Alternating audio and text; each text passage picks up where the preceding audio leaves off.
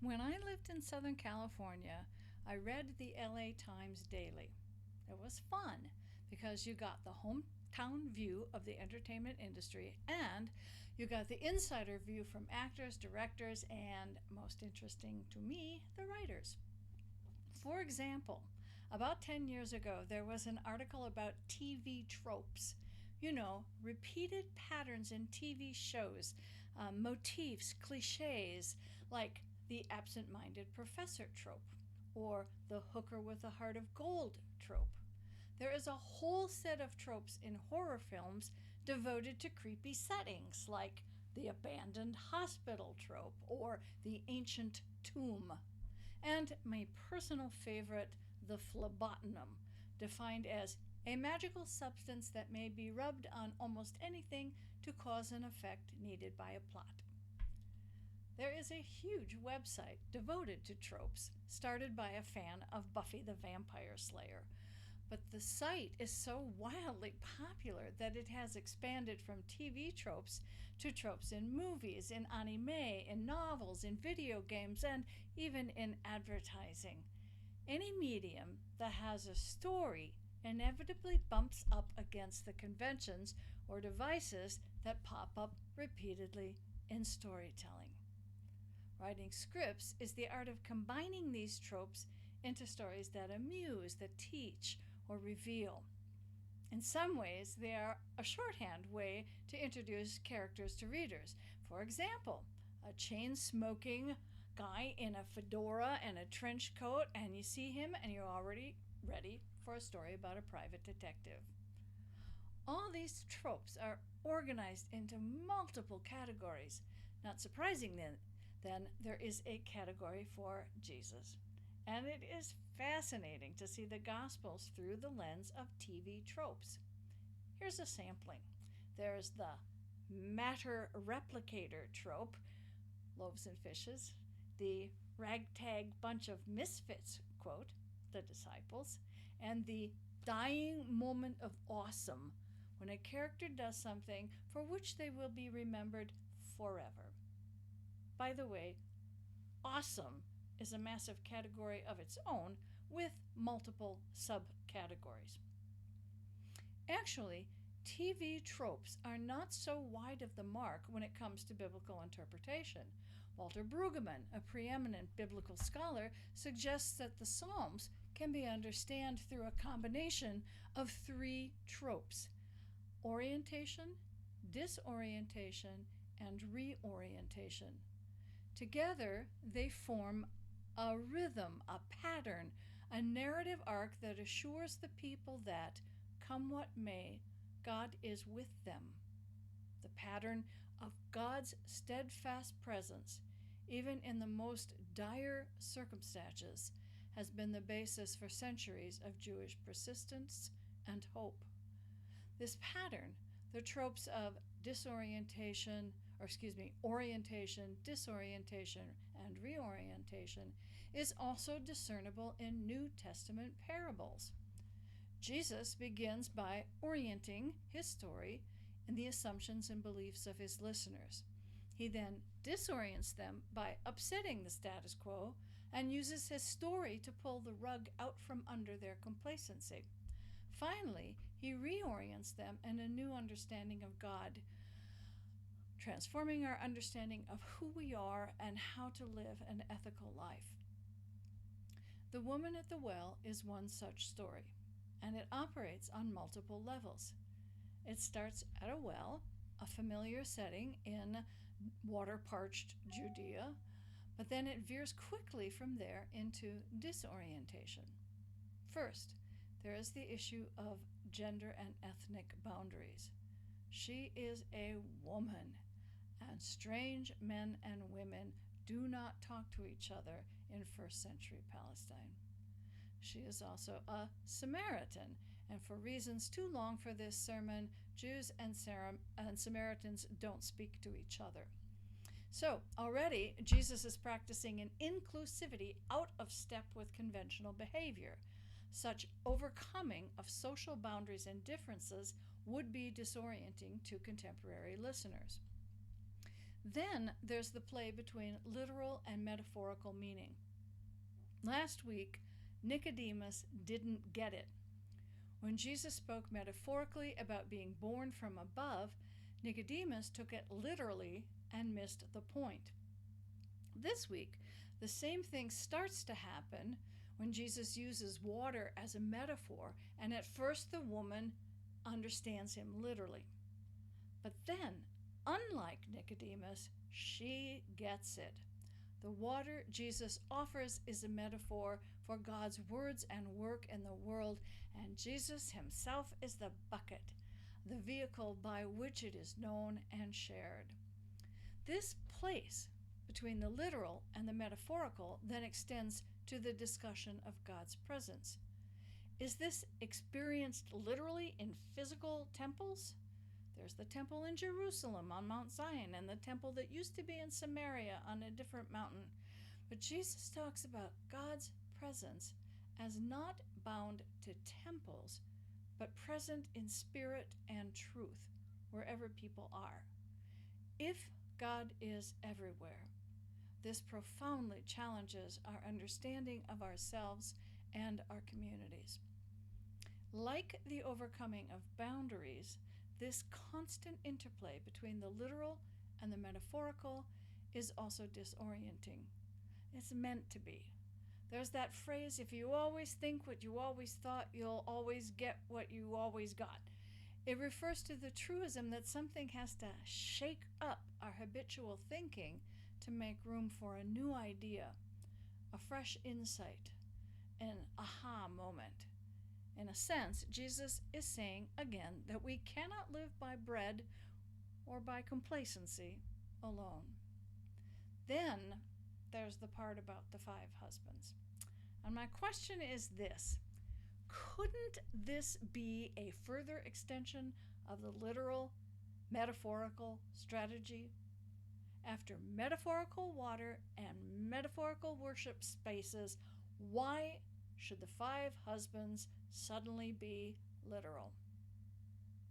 But that's exactly the way this story has been interpreted for centuries.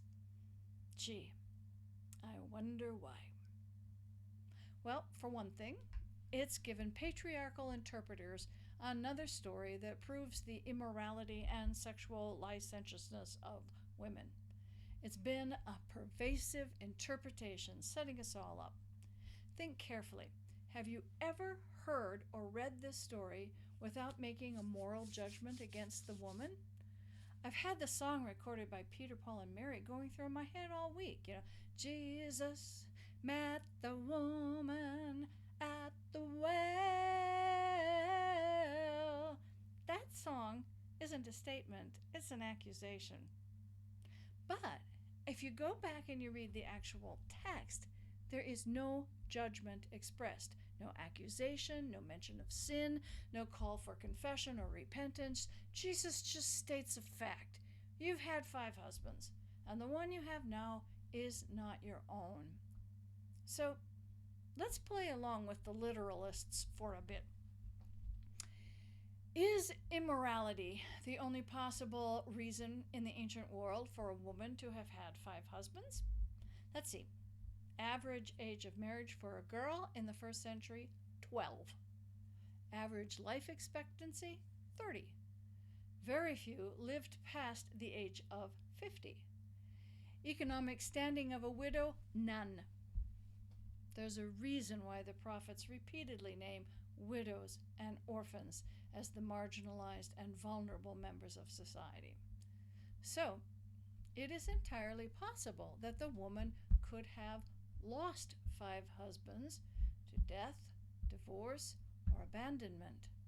And if that's the case, this is not a morality tale, it's a tragedy. As for her present circumstances, she could be in what's called a levirate marriage, where a childless woman is married to her deceased husband's brother in order to produce an heir, but technically is not considered the brother's wife. In other words, There is no reason to assume a scandalous past, and plenty of reasons to think of a heartbreaking present. So, if we think of it this way, then something different emerges between Jesus and the woman when he acknowledges her truth and she says, I see that you are a prophet. Seeing is a word that permeates the Gospel of John. Is it literal seeing, or is this word too a metaphor? Throughout the book, the word is used to signify belief, but with this sense of disclosure, revelation, seeing beyond the literal facade to some underlying truth. After this kind of seeing, a person's understanding of self and God is profoundly transformed, and the world never again looks the same. The woman at the well sees Jesus because she herself has been seen. In a world where Samaritans have no status with Jews and women have no status at all, Jesus sees her, speaks to her, recognizes her plight, refers knowingly to her past. He offers her the gift of living water and a God who accepts her as she is. She knows herself as one known and beloved by God. Because Jesus recognizes her, she recognizes him. Just as it is with the crossing of gender and ethnic boundaries, and just as it is with the interplay of literal and metaphorical meaning, this experience is disorienting, destabilizing her very identity. But it is also profoundly reorienting. She literally goes from being the woman who had 5 husbands to being for all time the woman at the well, the woman who encounters Jesus and is offered living water. This is not a story about morals. It's a story about identity and mutual recognition. And all those who focus on her husbands are modern-day Nicodemuses who just don't get it. They miss the transformation taking place under their very noses. By the way, that's why I think that, unlike Nicodemus, who doesn't get it, this woman who does has no name. She has no name because she functions metaphorically as us. Maybe we should call this the meeting Jesus trope, because she is the means by which the gospel writer offers to all of us the living water of Jesus' teaching. We are invited to this very same encounter with the expectation that we too will see Jesus, and we too will be transformed by the encounter. To be known, truly known by another can be an unsettling thought. But to be known so deeply that every thought, fear, fantasy, and failing of ours is revealed to another, and that other still enfolds us in an unconditional love beyond the power to describe, that is something we yearn for. That is living water. And to experience it would be nothing short of transformative. The evidence would likely be destabilizing, disorienting. It would challenge our very identity. We would have to rethink everything we feel or believe about ourselves, our relationships to others, and to the world. We would, in point of fact, have to reorient ourselves to the world, invoking the starting a new life trope, where, for whatever reason, a character has to leave behind their old life and reorient themselves to a new and a different life. This year, the season of Lent finds us in profoundly disorienting times. Actions that were once unthinkable from those who hold public office have become commonplace. Our planet is in grave peril. And now, on top of all that, we are in the midst of a global pandemic. As shelves empty of goods, theaters go dark, sporting events are canceled, and schools and businesses scramble to move their operations online, we find ourselves in a deep state of unease. Given our current state of health emergency, you might legitimately ask, how pertinent is this kind of Bible-based sermon I've just offered?